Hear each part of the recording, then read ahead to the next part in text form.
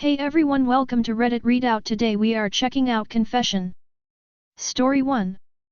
Best friend giving mixed signals and acting strange. I'm a female 25, and my best friend of 8 years has told me on multiple occasions he likes me and wants to date me but never directly. It's always some friend or after drink conversations, so I never bothered to reply.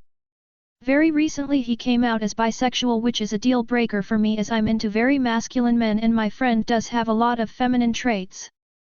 Despite this, I thought about us and concluded he is not a bad option after all, considering we spent a lot of time together and I like this silliness.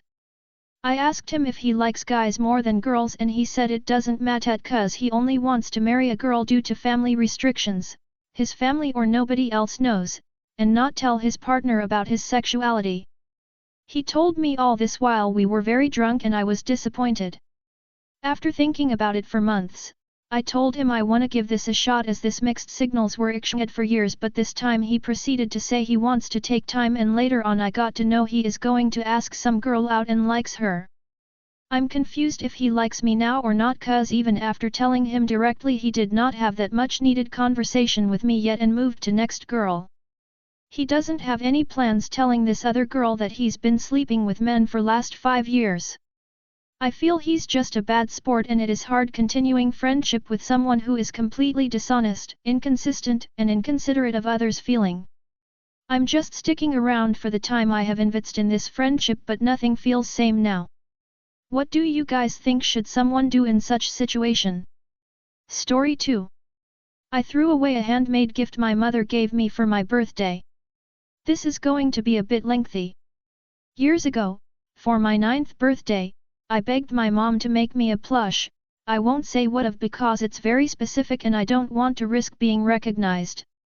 She did, putting hours of careful work into it, and I was elated. The plush was made of wool felt. Years went by as I grew older, spending less time with stuffed animals. I started storing most of my plushes in my closet so they won't collect dust. 2 years ago, however, I was cleaning my closet and was faced with a terrible sight. The plush my mom had worked so hard on was infested with strange bugs that look like rolled up pieces of lint. These later turn into moths. I was horrified. Black grains of sand, supposedly their waste, filled the crevices of the plush and holes were carved out. I was so alarmed that I put the plush in a garbage bag and threw it in the bin. That action now haunts me in the present. Sure, I didn't expect the moths to come in my closet, but I can't help but wonder if there was some way to salvage the plush. I stay up at night crying about my carelessness and lack of hesitation to throw away something that has had so much care put into it. I haven't told my mom because I'm ashamed and afraid of making her sad. I have never felt so much regret in my life and can't help but think myself a terrible person. I plan to tell her in the next few days, but I'm so scared to do so. Story 3. I stored my puke in a stadium cup so I could see the rest of the show. I was watching Auguste D perform D-Day in Chicago May 6, 23. This night was full of unfortunate events, but this is the only one I need to admit to. I wasn't feeling too well toward the end of Yoongi's show, so I sat down. I really started to feel nauseous, like I was about to hurl. I look all around for an emergency route. I can't find anything, except for a large clear soda fountain cup. The cup was mostly empty underneath my neighbor's chair. So I reach over and snatch the cup and curl up on the floor. I start to puke until I'm dry heaving. The music was very loud, but I still tried to vomit as quietly as I could. I paused for a long time before hiding the clear cup under my neighbor's chair and waited for the show to end. Story 4. Consuming red pill stuff has made me shallow from inside. I am college first-year student and have watched too much red-pilled videos. On looks, on mentality, on the type of friends I should be with, and this all has led me to my downfall. Before coming to college, I had empathy towards others, used to care about things, didn't have the IDGAF attitude about everything. My environment could also be the factor leading to my current state, as I only have few friends that are great but not really. One is busy with his GF all the time while other is antisocial and wants to remain that way. Another guy is literally dumb sh, and we all hate him. Sometimes I hang around with my acquaintance and we have a good time, but that's it. No more social life. I used to be more productive before coming here. I know that some who know me here think that I still have a child mentality and I just can't do anything about it. I make jokes now all the time to keep myself sane here. Story 5. For the past 2 years I, 16M, have been taking my friend's parents' car for rides without them knowing. As said in the title, I am 16 years of age. In my country we are not eligible for our driver's license until 18 years old. The first time I ever did this was with my ex's parents' car when I was about 14 years old. We went out and she told me that she stole her parents' car keys. The parents had a really nice Porsche Cayenne Turbo GT. This went on for a few months. We would go out and then take the car out. Then people around my city started knowing of this, so they would ask me to do it with them. I have driven at least once every weekend if not more with my friends, always at night. So far, I have not been in any trouble, but I have really been wondering if I should stop this, but I just love driving so much. Edit. I have been looking at this and thank you for everyone that commented and knocked sense into me. I will not do that anymore and I will wait 2 years to get my license. Story 6. I lied to a coworker about my age to avoid him talking down to me due to age. Birthday coming up and I lied to one of my coworkers about my age. After a few different times he would ask, I would just agree with whatever number he said to rush through the conversation. This guy loves to remind people how young they are and I hate it. Monday is my birthday and I feel so guilty of this. I want to clear the air but I don't want him to think my liar. I don't like coworkers getting too deep in my personal life in general. Story 7. I was a really bad person until recently, very neglectful of pets and sometimes even abusive. This is a really long post, sorry I have a good amount bad things to confess. I'm 20 years old. I'm not a good person, I don't think it's an excuse to not try to be better, I want to be, but I've done a lot. When I was 6 my parents got the 2 dogs because me and my brother wanted some. The way I treated those dogs was almost assuredly abusive. We didn't ever hit them more than flick on the nose, but we shouldn't have done that at all. I didn't take care for their needs well. They were fed and watered but not walked consistently. They were played with only sometimes. In general they hung out in our backyard. They only got vet visits when they were sick. When I was 11 I got a rabbit but accidentally caused it heat stroke the same day from overplaying and it died. Alongside this my family got 2 rabbits when I was 13 who mostly hung out inside of a fairly large cage all day with water and food. I remember one of them having bruises from the other.